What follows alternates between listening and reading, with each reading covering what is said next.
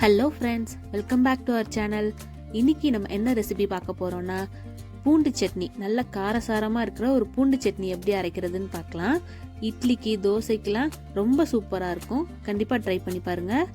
ரொம்ப கம்மியான இன்க்ரீடியன்ஸ் தான், 4 இன்க்ரீடியன்ஸ் தான். இதை வச்சு சூப்பரான சட்னி அரைக்கலாம். இதுக்கு தேவையானது என்னென்னா தக்காளி, ஒரு தக்காளி நல்லா பழுத்ததாக எடுத்துக்கோங்க. பூண்டு ஒரு 20லேருந்து 25 பூண்டு உரிச்சு வச்சுக்கோங்க. கருவேப்பிலை நல்லா 2 கொத்து அளவுக்கு நிறைய கருவேப்பிலை போட்டால் ரொம்ப நல்லாயிருக்கும். தென் காஞ்ச மிளகாய் ஒரு 10லேருந்து 12 எடுத்துக்கோங்க. ஒரு பேன் வச்சு அதில் நல்லெண்ணெய் ஆட் பண்ணிக்கோங்க. நல்லெண்ணெய் சேர்த்து செஞ்சால் தான் ரொம்ப டேஸ்ட்டாக இருக்கும். கண்டிப்பாக நல்லெண்ணெயில் பண்ணுங்கள். எண்ணெய் காஞ்சதுக்கப்புறம் பூண்டு உரிச்சு வச்ச பூண்டை ஃபுல்லாகவே ஆட் பண்ணிடுங்க.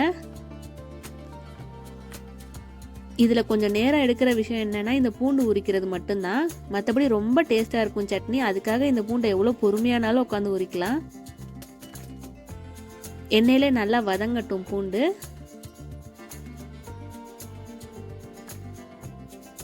அதுக்கப்புறம் நம்ம உரி வச்ச கருவேப்பிலை நல்லா ஒரு 2லேருந்து 3 கொத்து அளவுக்கு கருவேப்பிலை ஆட் பண்ணிக்கோங்க.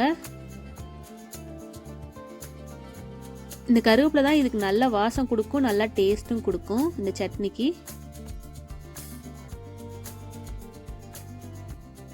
அது கூடவே நம்ம காஞ்ச மிளகாய் 10லேருந்து 12, உங்கள் காரம் இன்னும் நல்லா காரம் சாப்பிடுவீங்கன்னா இன்னும் 2-3 எக்ஸ்ட்ரா கூட ஆட் பண்ணிக்கோங்க.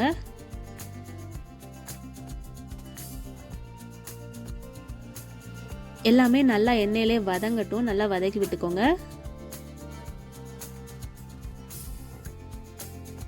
4லேருந்து 5 நிமிஷம் வரைக்கும் இந்த மாதிரி வதக்கிக்கோங்க. அவ்வளோதான். இதை எடுத்து தனியாக வச்சிடலாம், ஆறட்டும். அதுக்கப்புறம் அதே பேனில் நம்ம ஒரு தக்காளி கட் பண்ணி வச்சிருந்தோம்ல, அதையும் சேர்த்து நல்லா வதக்கிக்கலாம்.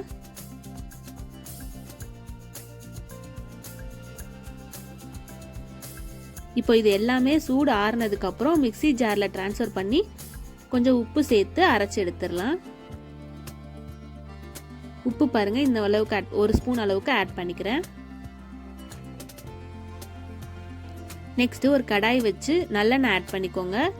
எண்ணெய் காஞ்சதுக்கப்புறம் கடுகு கொஞ்சமாக ஆட் பண்ணிவிட்டு, கடுகு பொரிஞ்சதுக்கப்புறம் கருவேப்பிலை ஆட் பண்ணிக்கோங்க.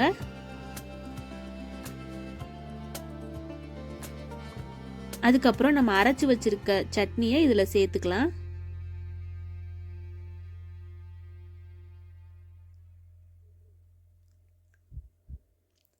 ஒரு 2லேருந்து 3 நிமிஷம் நல்லா வதக்கி விட்டுக்கோங்க.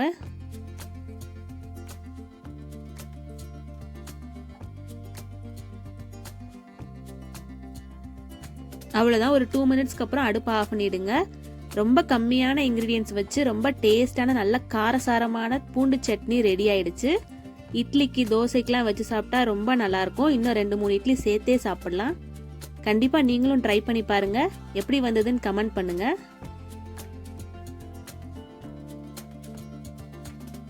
இன்னைக்கு நம்ம வீட்டில் தோசைக்கு காரசாரமான பூண்டு சட்னி. கண்டிப்பாக நீங்களும் ட்ரை பண்ணி பாருங்கள். நம்ம சேனல் ஃபர்ஸ்ட் டைம் பார்க்குறீங்கன்னா மறக்காமல் சப்ஸ்கிரைப் பண்ணிக்கோங்க. பக்கத்தில் இருக்க பெல் ஐக்கானு கிளிக் பண்ணிக்கோங்க. தேங்க்யூ.